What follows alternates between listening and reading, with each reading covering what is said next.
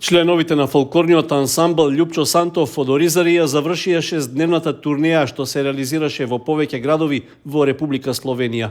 Со збртимениот ансамбл Биела од Херцег Нови во Црнагора, нашите фолклористи одржаа 3 концерти во домови за стари лица во Птуј и Марибор.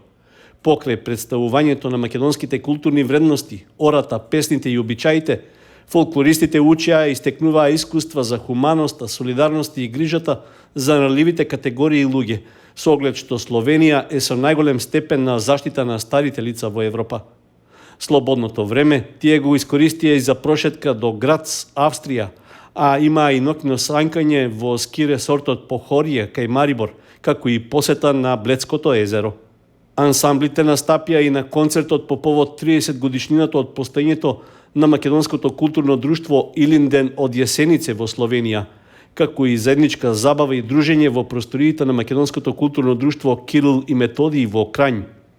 При тоа ноќеваа во домовите на членовите на двата македонски клуба во Крањ и Јесенице.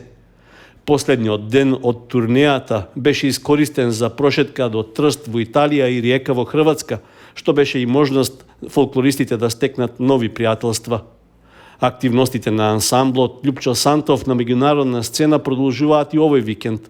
Младите момчиња и девојчиња ќе бидат гости на годишниот концерт на долгогодишните пријатели и соработници од културно-уметничкото друштво Медвеѓа од Трстеник, Република Србија.